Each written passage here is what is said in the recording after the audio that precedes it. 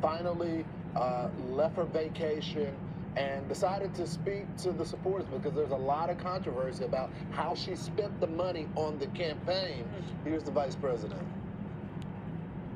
The outcome of this election obviously is not what we wanted. It is not what we worked so hard for. But I am proud of the race we ran. That you knocked on doors, you called friends, you called in favors. You said, hey, you know, I showed up at your softball game, now I need you to show up at the campaign office. Because of your efforts, get this, we raised an historic $1.4 billion. And I know this is an uncertain time. I'm clear-eyed about that. I know you're clear-eyed about it. And it feels heavy. And I just have to remind you, don't you ever let anybody take your power from you. I don't know what that means. Taking power from you. What are you talking about? You lost. So you're out of power. So, I mean, you can do whatever you want. And it's kind of it's so strange to see her bragging about the $1 billion, knowing you still need about $20 million to pay off your debt, and knowing that way they were spending like drunken sailors at the end, and there was no one really in charge. And I'm a little shocked that David Plouffe would be a part of an organization who ran 2 successful campaigns with President Obama, and that everybody with all their experience, but she was in charge. And she had no message, and she couldn't figure out where to separate herself from Joe Biden, and it's 107 days. There's disadvantages to that, but there's huge advantages of it too.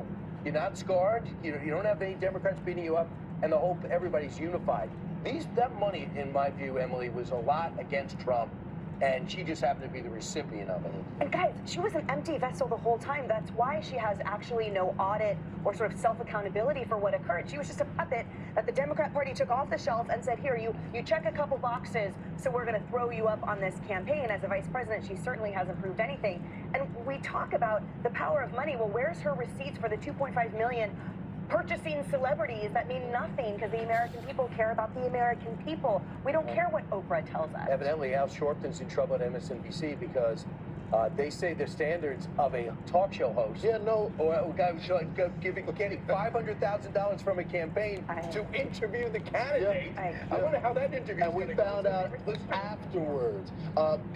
We're not the only one criticizing the way she spent money. A mega donor for the Democratic Party is furious. Watch. I think this disqualifies her forever. Forever.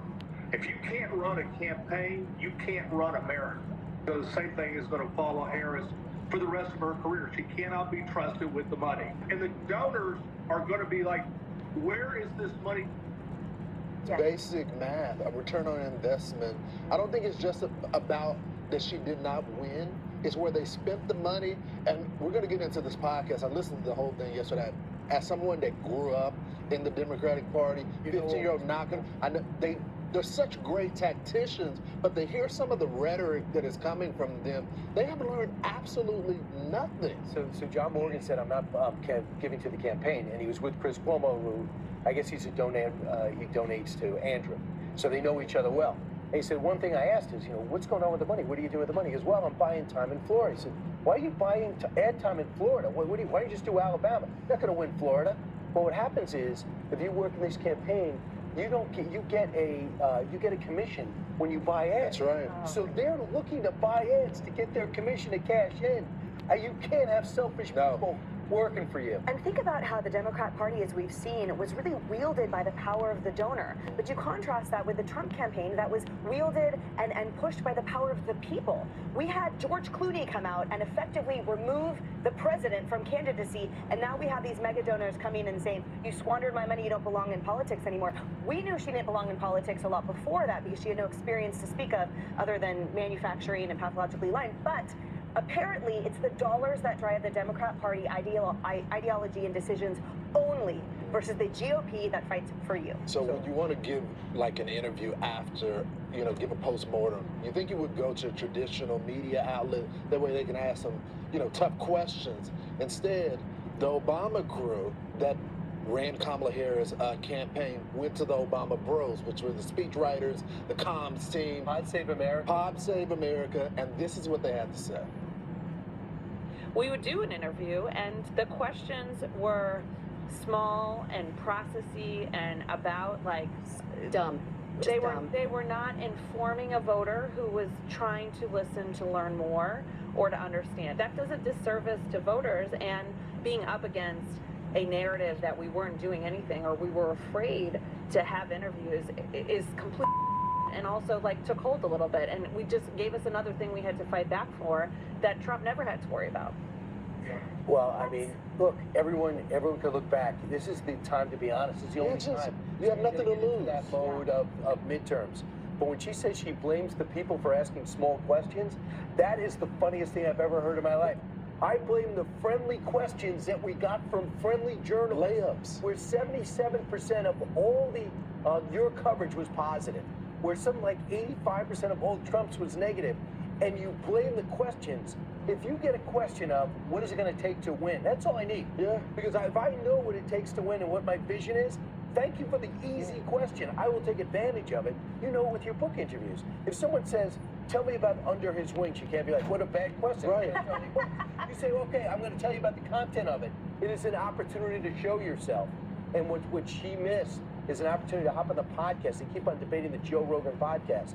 It's the format. The format is, I'm not really going to ask you about what you did or Joe Biden. I'm going to ask you about you.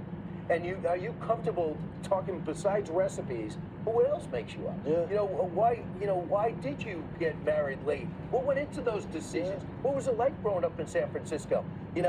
With a single parent. So that's when you have an opportunity over the course of 3 hours to show your personality. Trump did it, but the format worked for Trump. Andrew Schultz and these guys, they were fun. That's when he's his best. Self-effacing. Yeah. So if you are self-effacing and you have a degree of humility, that's why you love the format.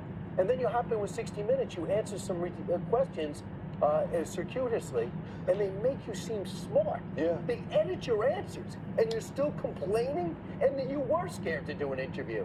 Don't lie about it. You didn't put her in front of the cameras till after the DNC.